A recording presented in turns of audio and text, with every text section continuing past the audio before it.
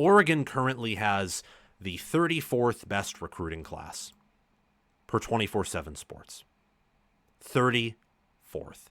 9 commits, an average player rank per commit of a 93.75. It's the highest in all of college football currently in terms of quality, higher than Alabama's, who recently got several 3 stars and lower 4 stars, higher than Ohio State's, who's a 93.18, higher than USC or Notre Dame, who have over 20 commits and an average player rank above a 91.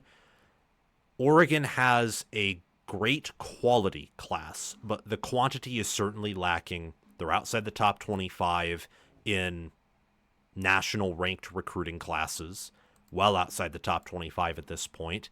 And they've had different players poached from them, whether it was by Washington. Washington poached one of their better offensive line prospects, Cody Green. And they've lost out on some commits, like even today, Ryder Lyons went to BYU when Oregon was in on him. I'm not worried about Oregon recruiting, and I'm going to tell you why. But before I tell you why, I encourage you to like the video, subscribe to the channel, and hit the notification bell. And make sure to hit the notification bell, not just for my channel, but the Oregon Football Podcast playlist, whatever you want to call it, that's linked in the description. Also, check out my Discord server. Would love to have more Oregon fans join there. Links in the description, too. And by liking the video and watching it all the way through, you will boost our presence in the algorithm, which would be very much appreciated. We're trying to hit 6-figure subscriber numbers here on College Football with Sam. In talking about Oregon, they got Jet Washington at safety recently, which was massive. Much needed get for them, and really made the class even better in quality than it already was. And this Oregon recruiting class right now, I mean, they have Keandre Harrison, a 4-star athlete per 24/7, not using the composite, top 50 player. Jet Washington's a top 20 player, 18th specifically, number 2 safety. Tredarian Ball, 51st ranked player nationally, number 3rd running back out of Texas. Tony Cumberland is the number 1 player out of Oregon on the defensive line. 6'4.5", 285 pounds. Messiah Hampton, top 200 player from Rochester, New York. They got him over Syracuse. And then Tristan Phillips, Xavier Larissi, Villami Moala, and Dutch Horisk are some other players that they have earned commitments from. And when you look at their prospects board, they're still going after Calvin Russell from Miami, Florida, Jaira Edwards, a safety from Maryland, Devon Benjamin, a corner from California.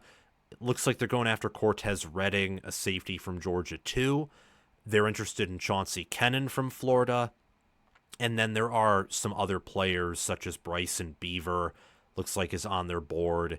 And I know for a fact that they're going to get a look at some other players. I mean, Emmanuel Iheanacho, for example, is someone who is a must-get.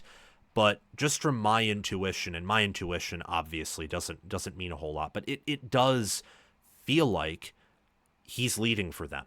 And obviously it sounds like Tyler Atkinson is in good graces with Dan Lanning and the staff too. Anthony Jones out of Alabama is someone they're warm on. John Turntine III out of Texas is a tackle they're warm on. This class can still finish as one of the top classes in America. They'd have to hit on a lot of the players they have left. But personally, I imagine with Oregon's NIL, with how Lanning is a hard worker and an elite recruiter, his staff, whether it's Tosh Lupoy or Will Stein or Alik Terry or Tony Tuioti, they are all great recruiters. I look at Oregon and I think that they're in good hands. I think they're in elite hands. I'm not worried at all, personally. Now, will this class be as good as last year's class? I think that would take a lot. But again, Tosh Lupoy, Chris Hampton, Dan Lanning, Will Stein, and then the money they have, the resources they have, the fact that last year they were the only team to go undefeated in the regular season. They won their conference, the Big Ten.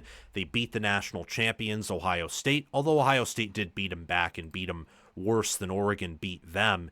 they still earned a win over Ryan Day and one of the top programs in America. I mean, Texas couldn't say that, and Texas is recruiting at an insane clip. Georgia beat Texas, but Georgia didn't even escape the quarterfinals. They didn't advance further than Oregon did, for example. And I will tell you, Oregon as a program right now is still better than Notre Dame. They didn't lose to NIU. And Notre Dame, for a minute there, looked like they were going to get dominated in the same fashion that Ohio State dominated Oregon. And Oregon's recruited better than Notre Dame. I think that Oregon has a higher ceiling and a higher floor. And Oregon under Lanning has been better places than Freeman has at Notre Dame. And I think Freeman's running a wonderful operation and one of the best in the Midwest. You look at Washington, their rival from the state up north of Oregon. They're way better as a program than Washington is right now. And they're better than a lot of programs in the SEC, I got to be honest. I would tab Oregon's a better program than Alabama right now, especially if we're to be forward thinking here and project some of the best programs. I love their staff. I love their mission, their energy.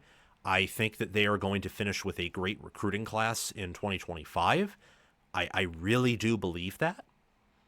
And I think that history supports my opinion. I think that we all know of Phil Knight and the NIL deals that Oregon can provide and the environment that they have, the facilities, the staff, the culture.